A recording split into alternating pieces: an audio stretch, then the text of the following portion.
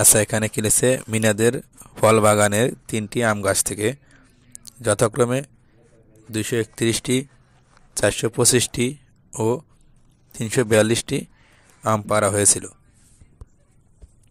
ওই বাগানে কতগুলো আম পাড়া হয়েছিল? তাহলে কয়টি আম গাছ থেকে আম পাড়া হয়েছে? 3টে আম গাছ থেকে। তাহলে এখন এখানে কি বলছে? ওই বাগানে কতগুলো আম পাড়া হয়েছে। তার মানে এই প্রথমটি, দ্বিতীয়টি এবং তৃতীয়টি, এই 3টি গাছ থেকে যে আম পাড়া হয়েছে, মোট কতটি আম পাড়া হয়েছে এটা আমাদের বের করতে হবে। এর জন্য কী করতে হবে? যোগ করতে হবে। দেখো এখানে কি লিখছে? আমরা নিচের পদ্ধতিতে সমাধান করতে পারি। তার নিচে কোন পদ্ধতি আছে দেখো।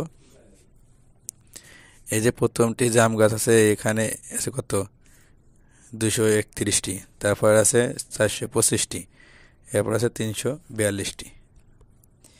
এইগুলা কি করছে? যোগ করছে। দেখো স্থানীয় মান হিসেবে যোগ করছে। এখানে দেখো একক, দশক, শতক। তাহলে এই যে একক স্থানে যে সংখ্যাগুলো আছে, এই সংখ্যাগুলো আগে যোগ করছে। তাহলে প্রথমে আছে কি? 1, 5, 2। তাহলে 1, 5, 2 যোগ করে কত হয়েছে?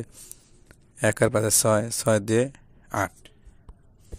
এরপরে দেখো দশক স্থানে যোগ করছি। দশক স্থানে কত আছে? এখানে 3, এখানে 2, এখানে 4। 3 আর 2 কত? 5, 5 আর 4 9। এখানে 9। এবার ধর শতক স্থানে কত আছে? এখানে আছে 2, এখানে 4, এখানে আছে 3। তাহলে কত হলো? 2 আর 4 6, 6 3 9, এখানে 9। এভাবে কি করে সমাধান করা হয়েছে। আমরা কিভাবে করব দেখো। আমরা এখানে এই আলাদা আলাদা না পাঠ করে এক জায়গায় করবো। এরকমভাবে দেখো, আমরা আগে লিখবো 231, 425, 342 লিখে আমরা যোগ করবো। ডান দিকে এক স্থানে কত আছে? 1, 5, 2 কত হয়?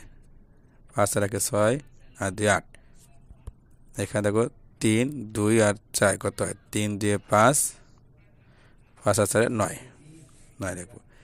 এরপর দেখো শতক স্থানে আছে 2, 4, 3। তাহলে কত হলো? 4 দিয়ে 6, 6 3 9, এখানে 9 লিখবো। এভাবে।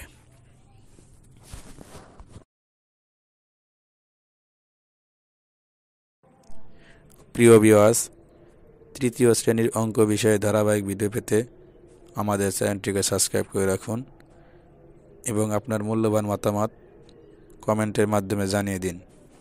ধন্যবাদ।